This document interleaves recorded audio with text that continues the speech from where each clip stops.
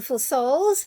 Welcome to episode 2 of Decluttering Craft Art Studio for mental health and well-being. The desk here was episode number 1, and yes, it's been a while since I've done a decluttering video. What had happened was I was continuing to declutter, but because I was in a flow, I didn't want to have to stop and record. And then stop and record, stop and record. That would have thrown me off of that flow that I was in. Now I'll probably have one more decluttering video, although it's not going to be like the first two. It'll be a before and after because, like I said, I kept decluttering and organizing but didn't want to stop and record. Anyway, this is Confessions of a Crafter. I have been a crafter, creative by nature since the magical age of 7. And I have collected different craft mediums over the years. There has been fabric because I was an active fashion designer. There has been zippers and other sewing notions. Anyway, I'll talk about that later on. And you may want to stay tuned for that because it ties into why I've made the conscious choice to declutter in a meaningful way that you may relate to. I also want to add, I do relate to a minimalist, but I'm not a fan of being a maximalist either. So I figure I fall actually in the middle of both because I do love creating no matter what art medium it is. However, I'd rather be in control of the art or crafting supplies rather than it controlling me. I've experienced being in a vulnerable state that it has controlled me for many, many years. I don't need half of this stash. Because of the season that I'm in now, I want to use what I have in this lifetime. As you can see, there's a lot going on the dresser. I'll start by removing everything like I did the desk, decluttering what I want to declutter and putting things back little by little.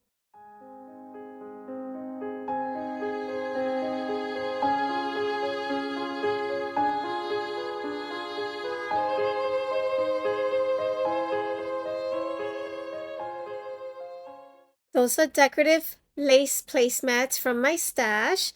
I took off the old vinyl, added a fresh one.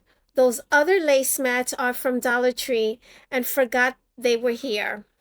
So glad I found them because it's hiding the stain from the wood that steeped through the paint. I will be doing some kind of research on painting furniture, and I'm sure there's some kind of treatment I can put on first so that this doesn't happen again because I do want to repaint the furniture at some point. Luckily, the placemats were enough to cover the dresser lengthwise. Unfortunately, it wasn't enough to cover from front to back. Although that doesn't really matter because it will be covered once I start putting the things back in its place. This unit was built by recycling shipping boxes. Being in a tight budget, I didn't want to splurge on purchasing those plastic drawers or containers, and I actually grew up where we needed to improvise. So that's exactly what I did. I improvised with what I had, and I get to do it in a way that I want to alter and where I feel satisfied. This unit holds quite a bit of embellishment. It's mostly housing cabochons. When I thought I would be doing polymer clay before I was doing paper crafting, well, it turns out I wasn't going to be doing this forever. I won't be using all of them. There's also polymer clay canes that have yet to be sliced. I've had them for too many years. There's a drawer that has been emptied now. This next drawer holds hair clips. I can be quite ambitious. I thought I would be making cute hair clips with the cabochons and polymer clay. Didn't get around to doing it. I'm going to keep them because I have grandgirls now and I can make them cute hair clips. I think I'll have an embellishment party with their moms and include my daughter to help also. I think it'll be really fun. There's also a few ornate hairpins I've had in my stash for a long time. They cannot be used in the hair because it will shred my hair or anybody else's because it doesn't have that protective tip like hairpins do. But they can be used as a bookmark. a paper clip, and it can be used in a journal or a planner. I'll be using it for that. The drawers are all lined with contact paper for easy cleaning. Contact paper, as you know, have been around for many, many years, although I don't really use it anymore. But don't sleep on it. And it was also economical buying it in a long tube, like in a roll. Very affordable. Not sure what the cost of it is now, but don't sleep on it. I still have the clear one I use from time to time, especially when I create boxes. I like to line the bottom for easy cleaning in case it gets soiled and protects from any spills. The items in this drawer have been downsized. I originally bought this thinking I was going to make shakers. It turns out shakers are not my thing. However, I'm going to keep them because they are like prills and I can use them as centers for paper flowers. These are glass gems I adhere to claim charms to make them look like jewelry. I also like to add these when I make desserts with clay. They are made out of resin for nails. This is a jewel picker. It's a wax pencil for picking up small things, including small pieces of paper, but I'm using it for glass gems. That's why it's in here. And now there's two empty drawers. Woohoo! That's what keeps me going and that's what keeps me excited, downsizing so it doesn't look so cluttery. I'm keeping these clay slices. Some of you use it for shakers. I do have more bags of it over there for destashing. These are nail art also. They are tiny, tiny stickers I use to decorate clay cakes whenever I make them. From this drawer, I eliminated, well, this was from the other drawer. This is an empty, this is like a pill bottle, but we use it, to store little embellishments. That's empty. And look what I discovered. These are nails. When do you guys ever see me wear long nails or done up nails, fancy nails, doing videos? I can't work with long nails anyway. So maybe at some point I wanted to do my nails or I wanted to do somebody else's nails, but didn't get around to that. This has been here, I don't even know how long. These containers are holding porcelain flowers. There's a third one here, which I emptied out in this bag. I don't mind the mix matched of colors. I just want to eliminate the bulk. I will be pouring these into there. But these porcelain flowers, I'm going to keep because they are hard to come by now. I wish I had bought more when they first became popular or when they were around before they actually became popular. The funny thing is, as a very creative person, since I was a child, or creative people, there has always been a flood of ideas that moved me from one art medium to another, which is what created the clutter to begin with. So the overflowing of different crafting art mediums like paper crafting, sewing, painting, crocheting, miniatures, illustration, like a never-ending cycle.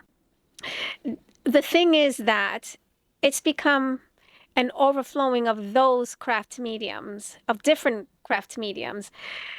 The beauty of having those different craft art mediums is that I won't ever get bored doing the same things over and over again.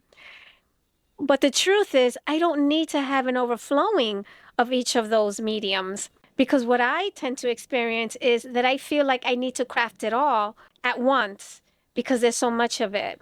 So downsizing for me eliminates the eyesore and the compelling feeling of I have to do so much because I have all these different craft mediums. I'm going to downsize, and when I want to illustrate, I can illustrate. When I want to paint, I can paint. But there's no overwhelming feeling of I have so much of it, so I have to use it. I think that some of us or a lot of us may feel like that, and that's why we tend to take our time to craft or we decide we don't want to craft anymore or we're not crafting at all or it takes us quite a bit of time to decide to craft because there's so much of it. And the truth is it's because it's a little bit well, for me it is. I can only really speak for myself, right? For me it's overwhelming. So downsizing and eliminating the eyesore so that I don't have that compelling feeling of I have so much to do. Okay.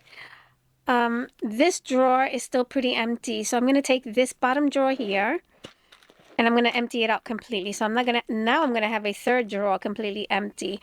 These are magnetic fasteners for fabric. I'm going to hold on to them a little bit longer and see if I use it anytime this year. If I don't, I will get rid of some. This is what's going back. And I did eliminate the bottom drawer completely. I started the next drawer after the empty one. I have I have 4 drawers that are empty, 1, 2, 3, and the one in the bottom. And I'm going to do these two because they pretty much have the same, it's in the same category of cabochons, flat back charms, you know, stuff like that. And I'm calling them cabochons because it's mostly made out of acrylic or clay, you know, some kind of clay or resin. And I have a mess. I have a huge mess here. But what I'm going to do, because I know my nieces, my great nieces in Puerto Rico, they like making charms. So I'm going to, whatever I take out of here, I'm going to send to them. I already started this bag for them. There's a lot in here, and I still have quite a bit over here. Oh my goodness. This is what's been decluttered. This bag is chock full and heavy. That will be destashed. There's another bag filled that also will be destashed. I have managed to empty 3 drawers in the unit. A part of me is resisting to destash because I know I won't get it at the same price again. However, I know I will not be using it. It will go to another home to be used. This dollhouse is going to go back up there until I find another place. As I continue to declutter, I will have more empty spaces that I can put that on, because I'm not a fan of putting things on top of each other, which defeats the purpose of me decluttering. This is a cover that I made out of acetate, and I binded it together with cardstock and added lace because I didn't like the look of just the plain cardstock. And this is easily lifted.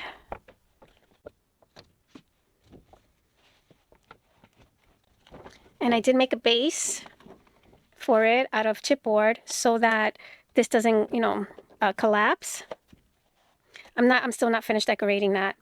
I have clay windows that, ironically, the mold that I bought actually fits perfectly on these windows that were already cut out in the design that Sock Crafters had created. I also have a door that's pretty much a perfect scale. I will be coloring the door and the clay pieces. And excuse me, not that you'd be interested, but this is how I actually put it together. So these were separate, and you bought these parts separate, and then this was like a whole piece together. So I hinged the 2 smaller ones to make a much bigger house. Isn't that lovely? And obviously, the reason why I created the cover is because I have lace for the roof. What I also did, so that I don't lose the space on the roof, is I created a hinge to make the roof. Otherwise, this was meant to glue it permanently, but I didn't want to do that because I felt like that was an empty space. So I ended up hinging it there. They all have hinges. All the roof pieces have hinges, as you can see. And that side also. So now I have stuff to store things in the attic. So that essentially now became an attic. That drawer unit I also made using cardboard boxes. It houses fabric and will not be decluttered because it has small prints, and I use it for miniatures and doll clothes, so it will stay intact. This 3-tier unit was created with the Quaker oatmeal container. It was made to house crochet doilies I've created. Well, it became a catch-all. Let's restore it back to its full glory.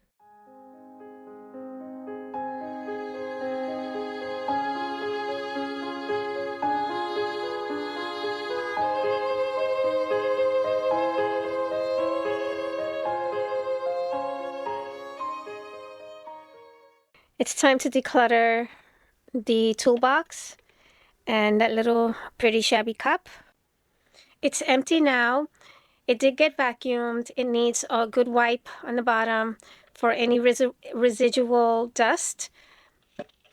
This here was an add-on 2 years after receiving the caddy because of other tools that I didn't have a home for.